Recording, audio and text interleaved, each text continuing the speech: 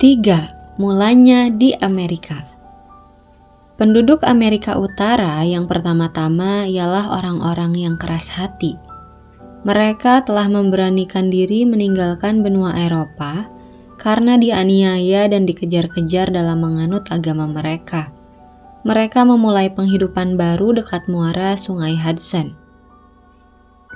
Pun orang-orang yang datang kemudian, lelaki maupun perempuan, bukanlah orang-orang yang lemah kemauannya untuk pergi jauh dari yang dinamakan waktu itu dunia yang beradab. Haruslah orang mempunyai kekerasan hati. Maklumlah kita bahwa orang-orang ini lambat laun memberontak menentang keadaan, bahwa mereka diperlakukan oleh Inggris sebagai penduduk negeri jajahan. Tanggal 4 Juli 1776, penduduk Amerika memproklamirkan kemerdekaannya. Waktu itu mereka menyatakan dengan tegas bahwa semua manusia diciptakan Tuhan sama, dan Tuhan telah memberi mereka hak-hak yang kekal, antaranya hak hidup, hak kemerdekaan, dan hak mencari kebahagiaan di dunia. Sebelum mereka dapat memahamkan isi pengakuan itu, bangsa Amerika harus lebih dahulu memperjuangkan kemerdekaannya, karena Inggris tak mau melepaskan tanah jajahannya begitu saja. Setelah 5 tahun kemudian mendapat kemenangan, baru mereka dapat memikirkan arti proklamasi kemerdekaan itu. Semua manusia diciptakan Tuhan sama. Ini berarti bahwa segala manusia itu sekali-kali tidak boleh dibeda-bedakan, meskipun warna kulitnya bermacam-macam. Selanjutnya perempuan dan lelaki pun tidak boleh dibeda-bedakan. Oleh sebab itulah, maka pada permulaannya perjuangan untuk menghapuskan perbudakan bangsa negro dan pergerakan untuk membebaskan kaum wanita sejajar jalannya. Dalam pergerakan untuk menghilangkan perbudakan bangsa negro ini, kaum wanita mengambil bahagian yang penting. Sampai pada waktu itu, kedudukan kaum wanita di Amerika hampir dalam segala hal sama saja dengan kedudukan kaum wanita di Eropa. Bedanya hanyalah di negeri baru itu, kaum wanita boleh dikatakan sedikit jumlahnya, sehingga mereka lebih dihargai dari kaum wanita di benua Eropa. Menurut undang-undang, perempuan takluk pada suaminya. Akan tetapi, dalam kehidupan orang-orang kolonis di Amerika itu, mereka lebih memperhatikan praktek kehidupan daripada pada memikirkan undang-undang. Dan dalam praktek kehidupan, perempuan ialah tenaga bekerja yang berharga dan dibutuhkan.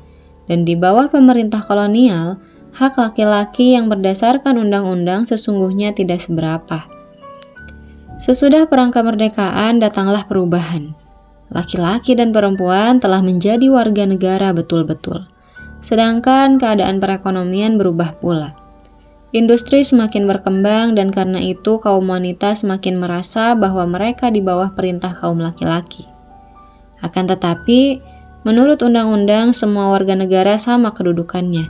Sebab itu kaum wanita memperlihatkan bahwa mereka mengerti undang-undang itu. Pada tahun 1776, istri seorang anggota Kongres atau parlemen sementara menulis pada suaminya demikian.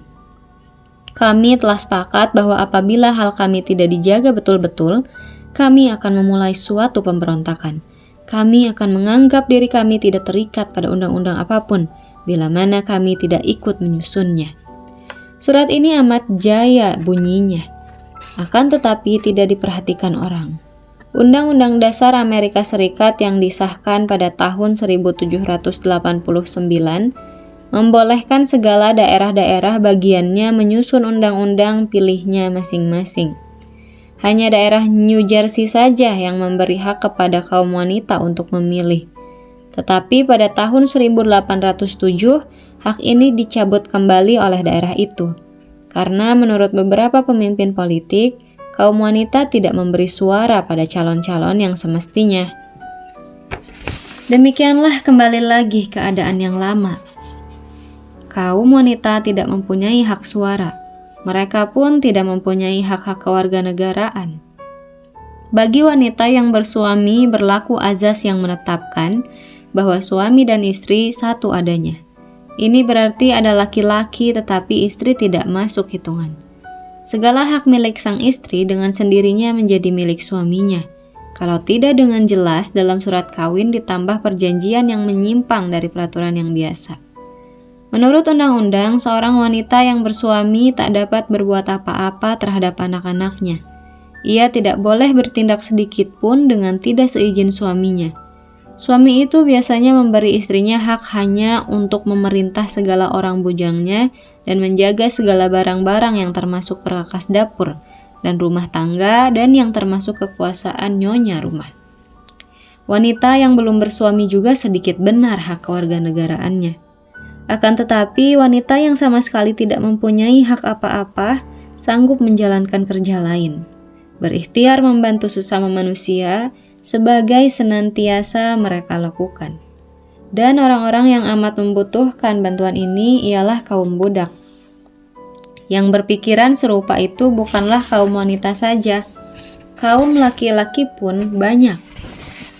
Banyak perkumpulan-perkumpulan untuk memberantas perbudakan didirikan orang. Mula-mulanya kira-kira tahun 1830, dari segala pihak timbul protes. Ketika dalam rapat-rapat propaganda kaum wanita hendak bicara bersama-sama dengan kaum laki-laki. Ini amat bertentangan dengan segala sifat kewanitaan, kata orang. Dalam hal ini kaum wanita harus mencapai kemenangan dan mereka kerap kali terpaksa berkeras hati agar dapat menagak celaan umum. Tetapi kaum wanita bertindak terus dan lama-kelamaan memandang biasa umum itu. Kalau seorang wanita bicara di muka umum itu biasa. Pada tahun 1840 di kota London diadakan permusyawaratan sedunia untuk menentang perbudakan. Ke konferensi tersebut, penduduk Amerika juga memutuskan beberapa kaum wanita, di antaranya Lucretia Mott dan Elizabeth Cady Stanton. Nyonya Stanton pernah membuktikan bahwa ia seorang yang penuh perasaan kemerdekaan, kepercayaan agama Kristen yang kolot yang menjadi didikannya dahulu, dibuangnya dan tidak dengan seizin ayahnya, ia telah nikah dengan seorang yang amat giat bekerja untuk menghapuskan perbudakan, yaitu Harry Stanton. Pergi ke benua Eropa mengarungi samudra yang berbahaya, bagi Nyonya Stanton tidaklah suatu pengalaman yang berarti kalau dibandingkan dengan taufan yang harus ditentangnya waktu ia menentang kemauan ayahnya. Akan tetapi di London ia mengalami suatu hal yang amat melukai perasaannya. Wakil-wakil resmi Inggris amat terperanjat ketika melihat bahwa Amerika mengutuskan kaum wanita ke konferensi tersebut. Bermusyawarat dengan mereka tentu tak mungkin. Perdebatan sungguh hebat, akan tetapi kesudahannya Nyonya Mott dan Nyonya Stanton dibolehkan duduk di panggung tamu, di belakang sekali dan tidak diizinkan mengambil tempat bersama-sama dengan utusan-utusan lain. Tentu pula lah mereka tidak boleh mencampuri pembicaraan konferensi. Pada waktu itu, kedua wanita yang amat merasa dihinakan itu berjanji akan mengadakan permusyawaratan kelak bila mereka kembali ke Amerika. Sekali ini bukan untuk kemerdekaan kaum negro, tetapi dengan maksud memerdekakan kaum wanita. 8 tahun kemudian barulah konferensi dapat diadakan. Di sini kita lihat satu faktor yang senantiasa berpengaruh atas segala usaha kaum wanita. Nyonya Stanton amat sibuk dengan urusan rumah tangga, berhubung dengan berkembang biaknya keluarganya sehingga tak berkesempatan bekerja di luar rumah. Dan Nyonya Mott pun karena kesibukan rumah tangga serta bekerja guna pemberantasan perbudakan yang tak mau ia lepaskan, tak ada kesempatan untuk mengerjakan sesuatu pekerjaan lain. Pada tahun 1848 berlangsunglah konferensi itu. Kaum wanita Amerika diundang mengunjungi konferensi yang akan diadakan di Seneca Falls. Dalam konferensi ini akan dibicarakan keadaan-keadaan sosial, segala hal yang mengenai kerakyatan dan agama dan juga hak-hak kaum wanita. Elizabeth Stanton insaf benar bahwa persiapan untuk mengadakan konferensi itu haruslah sesempurna-sempurnanya, dan bahwa harus ada beberapa resolusi yang dijadikan dasar pembicaraan dalam konferensi. Berminggu-minggu ia berusaha menyusun resolusi itu. Suaminya, seorang ahli hukum yang berpendirian modern pula, membantu istrinya. Ia mengerti bahwa istrinya akan menemui banyak pertentangan dari kaum kolot. Akan tetapi, resolusi yang ke-9 baginya pun melampaui batas. Dalam resolusi itu, Nyonya Stanton ingin menetapkan bahwa wajib bagi seluruh kaum wanita berusaha untuk mencapai hak pilih. Lucretia Mott menganggap resolusi itu sebagai keberanian yang mungkin membahayakan. Betty katanya, kalau kamu teruskan resolusi itu, tentu segala pembicaraan nanti akan gagal. Hendaklah kamu berhati-hati. Akan tetapi Elizabeth berkeras kepala dan meneruskan resolusi itu. Pada tanggal 19 Juli tahun 1848, James Mott membuka rapat itu yang dikunjungi oleh banyak wanita dan laki-laki. Tuan Mott lah yang harus memimpin rapat itu, sebab sedangkan Nyonya Stanton sendiri mengaku bahwa tak mungkin sebuah rapat bercampur itu dapat dipimpin oleh seorang perempuan. Tepat 1 abad kemudian, Nyonya Roosevelt akan berturut-turut memimpin rapat UN yang sukar-sukar. Dalam rapat mana hebat dibicarakan rencana tentang hak-hak manusia. Sesudah rapat dibuka, Nyonya Stanton memberi suatu penjelasan atas pernyataan perasaan dan keterangan asas yang berisi 18 buah celaan dalam undang-undang terhadap kaum wanita yang menandatangani proklamasi kemerdekaan. Kebanyakan pasal diterima oleh rapat. Hanya resolusi yang ke-9 itu menimbulkan perdebatan yang hebat. Kesudahannya resolusi itu diterima juga dengan kelebihan suara sedikit saja. Resolusi inilah yang telah menjadi satu cap bagi pergerakan wanita di Amerika. Begitupun di tanah Inggris. Barang siapa menyebut pergerakan wanita, ia akan menyebut perjuangan untuk mencapai hak pilih. Dan kerap kali orang lupa bahwa masih banyak lagi soal-soal yang mengenai nasib kaum wanita. Semenjak itu, pergerakan kaum wanita di Amerika dan di Inggris terbatas hanya sampai pada perjuangan untuk merebut hak pilih. Kaum wanita menyangka bahwa hak pilih ini satu obat yang akan menyembuhkan segala penyakit masyarakat. Pergerakan menuntut hak pilih berjalan dengan pesat. Tiap tahun diadakan konferensi nasional. Di tiap tempat banyak diadakan rapat. Demikianlah terus-menerus sampai tahun 1861. Waktu itu pecah perang saudara yang akan menjadi tingkatan yang terakhir dari perjuangan menentang perbudakan. Kaum wanita bekerja keras. Mereka merawat orang yang luka-luka dan menduduki tempat-tempat yang terpaksa ditinggalkan oleh kaum laki-laki. Dan sebagaimana biasa, dalam waktu-waktu kesukaran, kaum politisi menjanjikan bahwa kelak kaum wanita akan diperlakukan dengan adil. Akan tetapi, sesudah kemenangan dalam peperangan saudara tercapai, maka pada kaum wanita yang dinamai suffragettes itu diberitahukan, inilah saat untuk bangsa Negro, saat untuk kaum wanita kelak akan tiba. Kaum wanita memang amat tahan. Banyak orang bila kerap kali mengalami kekecewaan demikian akan putus asa. Tidaklah demikian halnya dengan kaum wanita. Mereka berjuang terus dengan kekerasan hati. Tapi mereka harus bertahan sampai penghabisan perang yang kemudian datang, yakni Perang Dunia yang pertama, dari tahun 1914 sampai tahun 1918.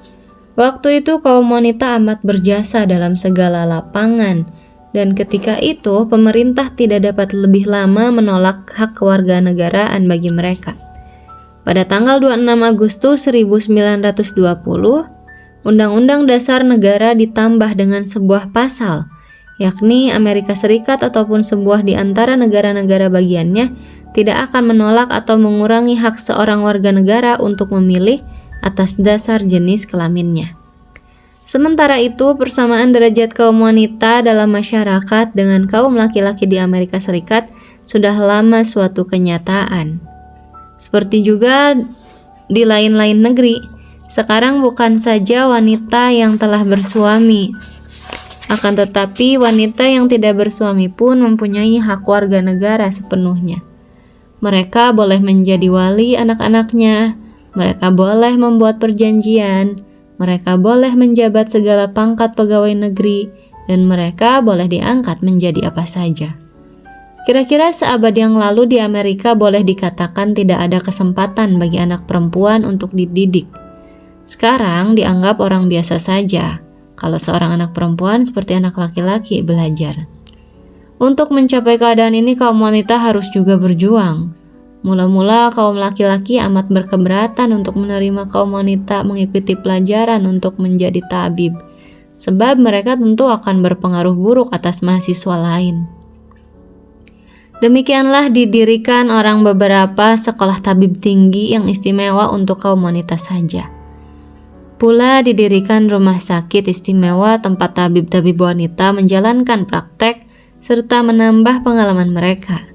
Keadaan ini tidaklah lama, kebanyakan sekolah-sekolah tinggi lekas mengalami bahwa bukan saja anak-anak laki-laki tapi anak perempuan pun dapat belajar berazas ilmu pengetahuan sejati, dan dalam hal ini mereka kedua-duanya bekerja tidak dipengaruhi oleh kewanitaannya. Juga dalam lapangan produksi kaum wanita mengambil tempat. Mula-mula karena orang-orang yang empunya pabrik dapat memberi upah yang lebih rendah pada pekerja wanita daripada pekerja laki-laki. Kemudian karena mereka amat dibutuhkan, keadaan kaum buruh waktu itu amat buruk karena waktu kerja yang amat panjang dan upah yang serendah-rendahnya. Oleh karena pergerakan kaum sekerja, maka keadaan ini makin lama bertambah baik. Akan tetapi dalam tahun 1930, upah buruh yang bekerja pada 8 cabang industri yang terpenting yang banyak memakai tenaga buruh wanita seperti tekstil, konveksi, sepatu, menatu, dan lain seterusnya jauh lebih rendah dari upah buruh laki-laki. Dan sekarang pun kaum wanita Amerika masih terus berjuang untuk mencapai upah yang sama untuk pekerjaan yang sama. Sekalipun boleh dikatakan bahwa banyak buruh di negeri lain yang akan merasa bahagia bila menerima upah sebanyak upah buruh wanita Amerika, dan bila boleh bekerja menurut peraturan yang berlaku atas buruh wanita Amerika. Dalam tahun 1880, 12% dari kaum wanita Amerika bekerja menerima upah di luar rumah. Waktu Perang Dunia Pertama lebih dari 17%. Tetapi sesudah itu bilangan itu turun kembali, karena kebanyakan kaum wanita rindu kembali akan rumah tangganya dan bekerja di pabrik. Pada masa Perang Dunia yang kedua, angka itu naik lagi sampai mendekati 24%. Dan sekarang sesudah Jerman dan Jepang menyerah, bilangan itu tetap. Dalam bulan Desember 1948, banyaknya kaum wanita yang bekerja di luar keluarganya di Amerika Serikat, sekitar 17.816.000. Ini berarti bahwa masih lebih banyak wanita yang hanya tinggal di rumah, meskipun boleh jadi mereka sekali-kali membantu suaminya di luar rumah tangga, daripada kaum wanita yang mempunyai pekerjaan di luar keluarganya. Nyonya Smith misalnya, yang tinggal di sebuah kota kecil di Amerika, memulai kewajibannya sehari-hari dengan menyediakan makan pagi untuk suaminya dan anak-anaknya. Sesudah itu diantarkannya anak-anak ke sekolah dan suaminya ke tempat pekerjaannya. Segala ini dapat dilakukannya karena kesehariannya ia dapat memakai mobil. Mungkin sesampai di rumah ia harus merawat anak bayinya harus membersihkan kamar-kamar dan dapur. Ia pergi berbelanja ke kota dan jam 1 ia makan sendiri, sebab suami tinggal terus di tempat pekerjaannya, dan anak-anaknya tak pulang tengah hari. Lepas tengah hari ia menisik kaos atau ia melancong dengan bayinya. Tetapi sekurang-kurangnya sekali seminggu ia pergi ke klub atau perkumpulan. Sebab tidak seorang wanita Amerika yang tidak menjadi anggota salah sebuah perkumpulan wanita. Pemerintah amat menyegani persatuan-persatuan wanita ini, dan kerap kali pemerintah membutuhkan nasihat misalnya dari Perserikatan Wanita Desa dan klub-klub kaum wanita tersebut di atas. Pada masa ini, bila pemerintah di Amerika hendak memecahkan sebuah persoalan masyarakat, yang penting selalu lebih dahulu mendengar pendapat perserikatan kaum wanita. Persatuan-persatuan wanita setempat membicarakan soal itu dalam beberapa pertemuan. Laporan mereka kirimkan kepada pimpinan umum. Pimpinan ini sesudah menyelidiki segala laporan tadi, membuat sebuah usul yang mereka hadapkan pada pemerintah. Bila pemerintah mengeluarkan undang-undang baru, tahulah Nyonya Smith bahwa sebelum undang-undang baru itu disahkan, pendapatnya sudah juga dipertimbangkan. Sekalipun ini bukan berarti bahwa hukum itu tepat disusun menurut kehendaknya, sebab mungkin pendapatnya itu berlainan dengan pendapat kebanyakan kaum wanita. Bila terbukti bahwa Nyonya Smith mempunyai kecerdasan luar biasa, tentu ia akan terpilih menjadi anggota majelis kota atau anggota kongres. Mungkin ini juga ia akan peroleh suatu jabatan dalam sebuah komisi UN seperti Nyonya Roosevelt. Oleh karena Nyonya Roosevelt menjadi contoh yang jelas bahwa wanita Amerika sanggup mencapai kedudukan yang begitu tinggi, maka bab ini akan kami tutup dengan sejarah ringkas kehidupan wanita ini, yang bukan saja istri seorang yang termasyhur. Eleanor Roosevelt ialah nama kecilnya. Ialah seorang anak perempuan yang pemalu yang tak tahu bagaimana ia akan menghadapkan sikapnya. Karena orang tuanya kaya, maka Eleanor mendapat didikan yang baik. Mengikut keramaian anak-anak perempuan lain, ia tidak berani. Tetapi waktu berumur 14 tahun dan ada di Inggris, ia telah berani menentang Inggris yang mencoba menaklukkan bangsa Afrika dengan kekerasan. Waktu ia berumur 19 tahun, ia kawin dengan saudara kedua pupunya, Franklin. Berturut-turut ia beroleh 6 orang anak, sehingga Nyonya Roosevelt beberapa tahun lamanya harus menyelenggarakan keluarganya. Tapi sesudah itu dimulainya kembali pekerjaan sosialnya. Ia menjadi anggota dari sebuah koperasi, mendirikan sebuah pabrik perkakas rumah yang diusahakan guna memahirkan pertukangan asli. Ia memberi pelajaran sejarah dan kesusastraan, dan ia ikut serta dalam pawai pemogokan. Keadaan mana menggembarkan kenalan-kenalannya, karena mereka berpendapat bahwa seorang wanita kaya seperti Nyonya Roosevelt tidak patut berbuat demikian.